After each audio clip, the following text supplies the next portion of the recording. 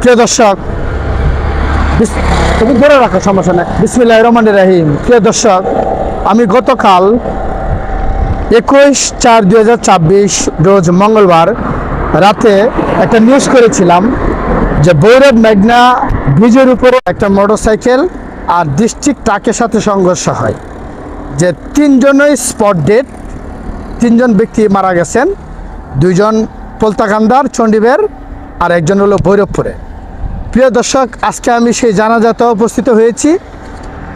সেই জানাজাতে আমি অংশগ্রহণ করেছি এবং যখন অ্যাক্সিডেন্ট হয় তখন সবাই জানতে পারে যে তিনজনই জায়গাতে স্পট ডেড।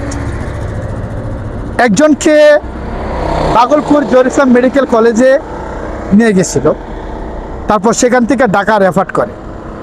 এই স্পটটাতেই, প্রিয় দর্শক, এই স্পটটাতেই সেই দুর্ঘটনা হয়েছিল। কারণ ভাগলপুর মেডিকেল থেকে ঢাকা ট্রান্সফার করে বর্তমানে সে একজন আমাদের ভাই ঢাকা আইসিইউতে ভর্তি আছে। সকলে ওনার জন্য দোয়া করেন। একজন বেঁচে আছেন আর দুইজন মারা গেছে। তো আসলে তিনটা পরিবারের, তিনটা মায়ের বুক, বাবার বুক খালি হয়ে গেল, তিনটা ফ্যামিলি বিধ্বস্ত হয়ে গেল। আপনারা অবশ্যই এই ভিডিওটা শেয়ার করে একজন প্রিয় দর্শক দেখুন সেই অ্যাক্সিডেন্টের সেই দৃশ্য।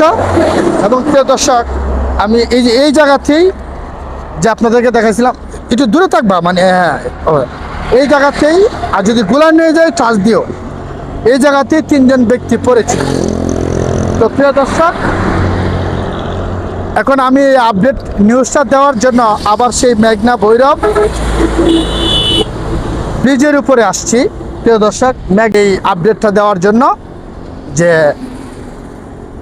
গতকাল 21/4/2024 রোজ মঙ্গলবার বিকাল 3টার সময় যে ডিস্ট্রিক্ট ট্রাকের সাথে যে সংঘর্ষ হয়ে যে তিনজন মারা যাওয়ার কথা ছিল, আসলে তিনজন মারা যায়নি, দুইজন ইন্তেকাল করেছেন আর একজন ঢাকা মেডিকেল চিকিৎসাধীন আছেন, ভাগলপুর মেডিকেল থেকে রেফার করেছেন, আইসিইউতে আছেন।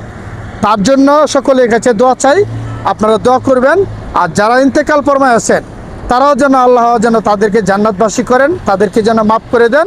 আপনারা সকলেই ভিডিওটা শেয়ার করে দিবেন, যেন সকলেই মোটরসাইকেল গাড়ি চলাচলের ক্ষেত্রে সকলেই সতর্ক থাকে এবং সকলেই যেন সতর্কভাবে চলাফেরা করে।